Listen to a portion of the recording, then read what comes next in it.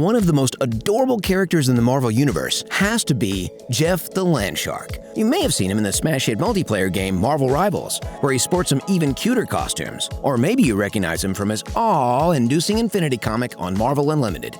But wherever you've adored him, this precious pup has quickly become a beloved part of the Marvel Universe. But where did he come from? Can he get past his hatred of MODOK? And who's a good boy? Who's a good boy? You are, Jeff. Yes, you are.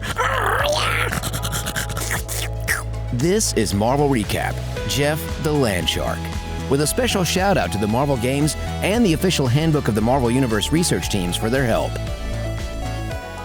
To tell Jeff's story, we first have to talk about MODOK, the giant-headed evil scientist introduced way back in 1967's Tales of Suspense number 94. MODOK was originally George Tarleton, a minor technician working for the villainous scientific organization Advanced Idea Mechanics, or AIM. AIM Scientist Supreme forced Tarleton into an alteration chamber, which turned him into a mobile organism designed only for killing, which he quickly demonstrated by killing the Scientist Supreme and becoming AIM's new leader. Years later, Tarleton was cured of his condition by Bruce Banner and young super genius Amadeus Cho, but they didn't know that MODOK had created a backup clone who dubbed himself MODOK Superior. MODOK Superior used his scientific skills to invent land sharks, a race of four-legged air-breathing sharks. They ran amok through Santa Monica, California, where they were stopped by a hastily assembled group of superheroes, including Clint Barton, the former circus marksman and Avenger, who used the codename Hawkeye. Not to be confused with Kate Bishop, the Olympic-level athlete who became Clint's protege and who also calls herself Hawkeye. Both Hawkeyes were soon joined by the interdimensional powerhouse America Chavez and Fuse, who could alter his body to mimic any material he touched. After Kate was able to steer the sharks into the ocean, the four heroes decided to officially team up. They recruited new members, including Quentin Quire, the mutant telepath/telekinetic known as Kid Omega. Another recruit was Gwenpool, real name Gwendolyn Poole. Gwenpool's actually from our real-world universe, where she was a huge Marvel fan. Somehow, she ended up trapped in the Marvel Universe, but she's unusually untalkative about how it happened. She decided to become a superhero, ordering a costume from Big Ronnie's custom battle spandex. Unfortunately, Ronnie read her name as Gwenpool and made her a pink costume inspired by the merc with a mouth, Deadpool. Gwenpool followed in Deadpool's footsteps by becoming a mercenary. Like Deadpool, she was aware that she was in a Marvel comic, which meant she knew many heroes' secret identities. She could even use that knowledge to manipulate the comic medium itself, like naming an unnamed police officer so they're less likely to be killed off. Adopting the West Coast Avengers name, the team soon found themselves caught in the West Coast Masters of Evil's funhouse, where villainous gangster Madame Mask and MODOK Superior dangled them over a tank full of sharks. Kid Omega was able to save them by telekinetically flinging away the sharks. However, while exploring the funhouse, Gwenpool found an adorable baby land shark who she named Jeff. While the team was reluctant to adopt a shark, Hawkeye said she could keep it, but the first time he bites something alive that isn't a supervillain, he's out. And just like that, Jeff was on the team. Yeah! Gwenpool enjoyed playing with Jeff on Venice Beach, although she maintained he wasn't a pet, but an actual team member. Jeff soon proved his worth by nomming on a pack of vampires. Later, he traveled to an alternate dimension made of shrimp. But Jeff's time with the West Coast Avengers would prove to be short-lived, as would his time with his next caretaker. Wade Wilson, aka Deadpool, had taken a mercenary assignment to take out the King of Monsters when the King had taken over Staten Island, New York, and turned it into his personal kingdom. The fight didn't go well at first, but Deadpool's chances improved with the arrival of monster hunter Elsa Bloodstone. If you're not familiar with Elsa Bloodstone, she's the daughter of formerly immortal monster hunter Ulysses Bloodstone. Her father started out as a regular ordinary caveman until the fabulous blood gem, a mystical stone that gave him immortality and power, implanted itself in his chest. He used those powers to fight monsters throughout the centuries until he finally confronted the group that had killed his tribe millennia ago. They used the blood gem to combine themselves into one giant monster. To defeat it, he destroyed the gem, which suddenly aged him into an ancient skeleton. Bloodstone's will gave his estate and Boston mansion to his daughter Elsa. She soon found his gem, although she called it the Bloodstone, gaining its powers and taking up the family business. Back at the fight, the King of Monsters ate Deadpool's arm, not realizing it was holding a bunch of grenades. Uh-oh! And with that, the Island of Monsters crowned Deadpool as their new king. But while he was still adjusting to his kingship, he felt a pain in his leg, which turned out to be Jeff. Suddenly, Gwen had popped into Deadpool's comic to give him Jeff, explaining that she wasn't going to get another solo book for a while, and Jeff needed a reliable, ongoing series to survive. And with that, she gave a sad goodbye to Jeff before leaving. Deadpool confessed to the little shark that yesterday was Deadpool's birthday, but nobody cared. But if he's learned anything, it's that you've got to keep moving to survive. And Jeff had to keep moving too. Not long after, Jeff met Elsa Bloodstone, who warned them that it was her job to kill dodgy things in the night. And as one of those dodgy things, he needed to behave, but also that she would kill anything that tried to hurt him. Jeff served on Deadpool's roundish table of monster advisors, who were soon tested when they were attacked by Sergei Kravinoff, cloned son of classic Spider-Man villain Kraven the Hunter. Kravinoff began hunting the monsters for sport, and Deadpool reviewed the powers of his team by checking his latest expansion set of Monsters of the Marvel Universe trading cards. According to Jeff's card, he's beloved by all who crossed his path, which definitely checks out. He also loves to bite, chew, and gnaw, demonstrating this by gnawing off Deadpool's hand. Jeff made up for that bite by catching a spear from Kraven before it could hit Deadpool, possibly saving his life. Although this is Deadpool we're talking about. Deadpool faced off with Kraven before allowing his roundish table to help out, including Jeff. The final blow came from Deadpool's Soul Eater, a ravenous monster from the 6th dimension, which swallowed Kraven before spitting him out in Alaska. After the fight, Deadpool and Jeff took a relaxing trip to Manhattan, where Jeff led Wade to a costume shop. To cheer Jeff up, Wade agreed to dress up as Gwenpool, but only for Jeff. Not long after, Jeff enjoyed playing with one of Deadpool's subjects, the giant kaiju named Smash Mash. Or at least Jeff did, until Smash Mash went rogue, wading towards Manhattan to destroy it. While Deadpool tried to talk the monster into stopping, it didn't go well. Jeff stepped in to stop Smash Mash, only to be eaten. Deadpool tried to save the little land shark, but Jeff didn't need his help, as he soon chewed his way out of the monster. Deadpool tried one final time to reason with Smash Mash, only to be blasted by him again. And in the end, Deadpool was forced to kill him. Deadpool was consoled by Jeff and Elsa, who suggested that while Deadpool was a monster, maybe he was the right kind of monster to make things better for everyone.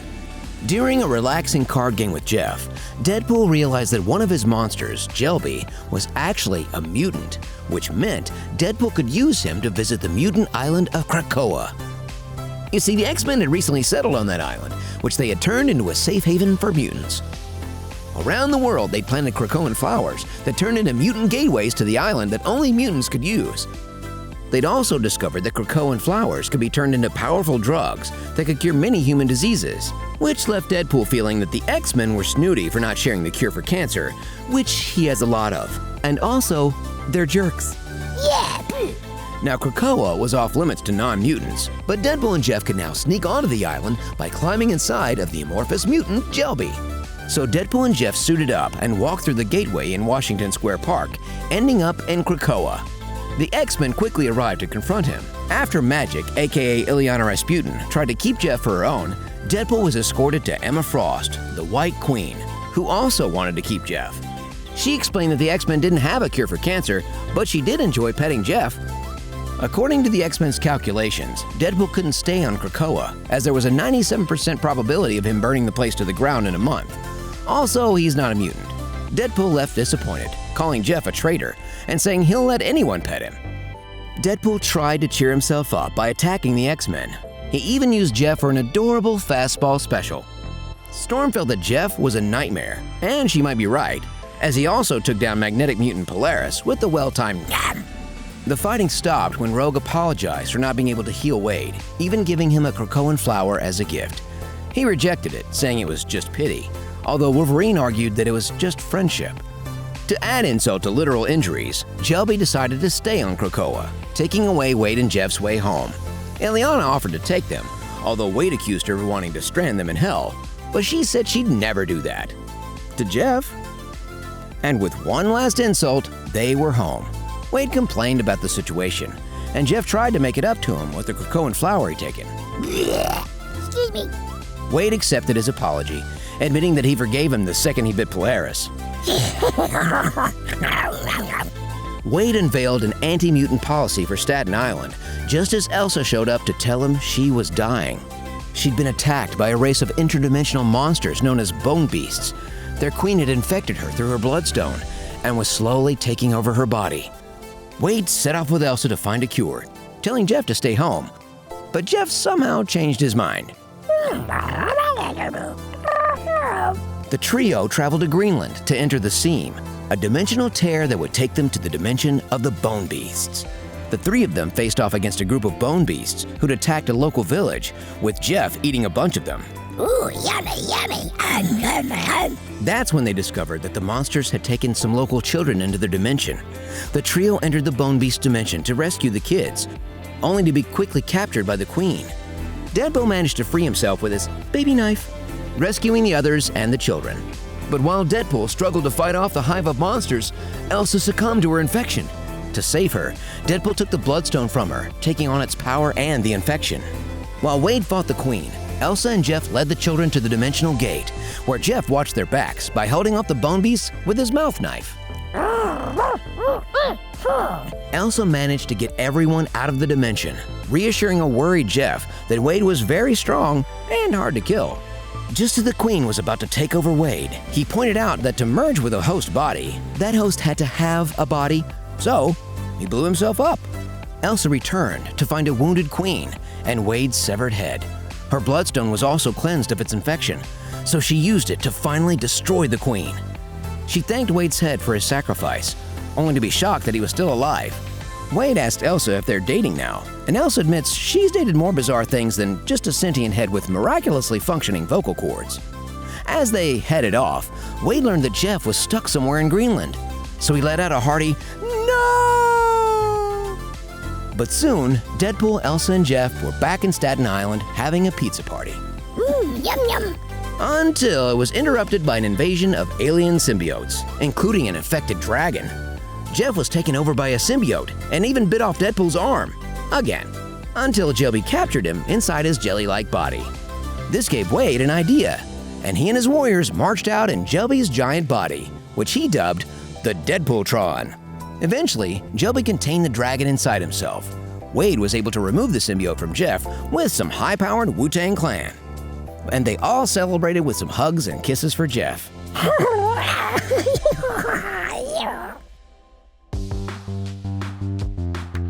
When we next saw Jeff, he'd moved to his own solo Infinity comic on Marvel Unlimited called, appropriately, It's Jeff, where he interacted with a wide range of Marvel heroes while living in Kate Bishop's New York home. He even reunited with Gwenpool when she started crashing at Bishop's house. And while we can't cover all his adventures, here are some highlights. Ooh, yeah. Jeff attended a superhero pool party where a shark fin scared everyone out of the pool. To prevent this from happening again, he bought a dolphin suit to wear to the beach. And this suit became his go-to disguise for not scaring people in public swimming areas, like water parks. Jeff quickly developed a love of dressing up in adorable costumes, including trying on a number of Halloween costumes for Gwen and Kate, although they were all ruined by his giant teeth, until he settled on a shark costume. Jeff's love of playing dress-up often led to him borrowing things without asking, including Captain America's shield, which he used to go sledding. He stole a wide range of other superhero weapons, including Kate Bishop's arrows, Miles Morales' web shooters, Doctor Strange's amulet, the Eye of Agamotto, the Falcon's wings, and Black Widow's gauntlets, which he used to adorably defeat them. And when he went to the vet for tummy trouble, it might have been because he'd eaten the Infinity Gauntlet.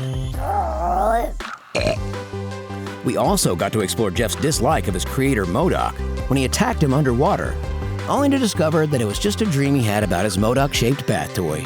Aww. Not long after, Jeff discovered a store selling Jeff merchandise, and when he became overwhelmed by it, a young Kate Bishop fan named May bought him. She dressed him up for a tea party, which infuriated him, until she brought out some cake. Oh, yum, yum. Jeff and May quickly became friends, with Jeff visiting a birthday party where he accidentally popped her bouncy castle. But he managed to save the party by convincing Doctor Strange to work as a birthday party magician. Jeff eventually tracked down the source of his unlicensed merchandise to their manufacturer, MODOK Toys. Jeff imagined finally taking revenge on his creator, MODOK. That night, Jeff infiltrated the toy factory, dressed in a tiny shield outfit. But before he could take his revenge, he found MODOK happily playing with Jeff toys. Expressing his love for his landshark creation, Jeff couldn't stay mad at him, even secretly returning MODOK's lost toy to him before leaving. Although Jeff must have still had some resentment towards MODOK, as he later attacked a Thanksgiving Day parade balloon that looked like him. The burst balloon tossed him around the street, but he managed to make it home by the time a giant Jeff balloon passed his window. Yeah. Jeff has also shown a tendency to wander into dangerous areas completely unsupervised. While exploring an Avengers research facility, Jeff was shrunk to the size of an ant, then had to run from an even larger ant, until another chemical made him larger than the building, and he had to face down the still larger ant, who he stopped from stepping on bystanders. When the Hulk shrunk them both with an antidote, Jeff also stopped the Hulk from stepping on the ant, bringing the little bug back to his home in an Avengers ant farm. When Jeff visited Doctor Strange's Sanctum Sanctorum, he couldn't resist licking Strange's collection of magical artifacts, which gave him arms, then tentacles, then eye beams. Pew, pew, pew, pew, pew. Until Jeff saw Strange get attacked by a giant monster, which prompted Jeff to eat all the artifacts, becoming an even larger monster, saving Strange. Jeff was a hero, until he coughed everything up and went back to trying to lick them again. While Jeff maintained a healthy schedule of solo adventures, he also found time to team up with other heroes. During the Extreme Venomverse event, Jeff was bonded to a new alien symbiote. Symbiote Jeff stalked Kate through her local park, but he just wanted to play. And Kate was able to use the sonic power of a boy band to turn Jeff back to normal. During the Jeff Week miniseries, Kate Bishop had to leave town, so she left Jeff with a bunch of babysitters, including Spider-Man, the X-Men, Moon Girl and Devil Dinosaur, Nick Fury, the Hulk, and Lockjaw. The Infinity Paws event found Jeff traveling through the cosmos with a team of pets associated with Marvel heroes, including Natasha Romanoff's cat Leo, Bucky Barnes' cat Alpine, and Robbie Reyes' cat Cole, who occasionally has the power of a spirit of vengeance. They were joined by Carol Danvers' Flurkin, a cat-like alien named Chewie, although she's been known to also call him Goose, in reference to a completely different co-pilot. The pets came together during an attack on New York by the Kree agent Ronan the Accuser, who possessed the Space Infinity Stone. After Cole stole the stone, the pets ended up transported to the Guardians of the Galaxy's base, Nowhere, where they met Cosmo the Space Dog and Rocket Raccoon, and soon befriended a hill beast that Jeff named Twiggly. The pets traveled across the universe, looking for a way home. They soon crashed on Asgard, where they met Alligator Loki, who concocted a plan to get them home, but his plan turned out to be just a scheme to power his massage chair. Eventually, they ended up in the lair of the Grand Master, a powerful cosmic entity obsessed with playing games. There, they competed against many of the pets of the Marvel Universe for 5 Power Gem treats in a series of contests. They competed in a race and a talent contest, judged by Beta Ray Bill, Nebula, and Howard the Duck. Ooh. Jeff stole the show with his singing routine, which was a cover for him in Cosmo to steal the gems to thunderous applause. They teleported back to Nowhere, where they used Groot as a scratching post, until they were kicked out by the Guardians. Jeff and the pets arrived back on Earth, just in time to save the Avengers from a battle with various supervillains, including MODOK, before enjoying a heartfelt reunion with their loved ones. Oh. Jeff kept in touch with his pet friends, and even baked them all superhero-shaped cookies, making a huge mess of Spider-Man's kitchen. During the Venom War storyline, Eddie Brock and his son Dylan battled over who would be the one true Venom. That's when the evil corporation Alchemax revealed its new K chemical, which created zombie symbiotes called zombiotes. The zombiotes broke free because, of course they did, spilling out into Manhattan. But as Kate Bishop left to join the former West Coast Avengers in stopping the zombiote threat, Jeff found himself rebonded to his alien symbiote. Ooh, yeah. Jeff battled his symbiote over what to do for fun, until they agreed to just pig out on Coney Island. Yum, yum. That's when the zombiotes arrived, and Jeff fought them, even manifesting some muscly super arms. The West Coast Avengers quickly arrived, and were startled by Jeff's new appearance, but they quickly got used to it. They battled the zombiotes until America brought the largest speaker in the world, which blasted the zombiotes with the sonic fury of Baby Shark. It turned them all back to normal, except for Jeff, who wasn't in range. But before they could blast him free, Jeff simply discussed it with the symbiote, and they split up, with Jeff even rolling it up for safekeeping, making Jeff possibly the only character with a large enough appetite to satisfy a symbiote, although there's always room for churros. Later, Jeff teamed up with Spider-Man, Kate Bishop, and Gwenpool to take on Fin Fang Foom when he attacked New York. But Gwenpool took the dragon out by using a fourth wall breaking perspective trick to make herself giant and kicking the dragon out of the city. And while it worked, that stunt scared Jeff enough to make him run away. But he quickly returned to help Gwenpool fight off a mysterious adversary, who turned out to be an evil version of Spider-Man's lost love, Gwen Stacy. Outside of the comics, Jeff's biggest appearance has been in Marvel Rivals, the free-to-play third-person shooter from Marvel Games and NetEase Games. As a strategist hero, Jeff is focused on providing support to the other heroes on his team, offering healing bubbles and a powerful passive skill, Oblivious Cuteness, that lets him reduce damage from hits.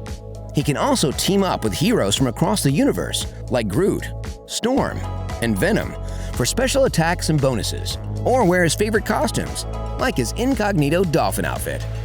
He can also do some serious hijinks with his whirlpool-based ultimate attack, It's Jeff. Yummy, yummy.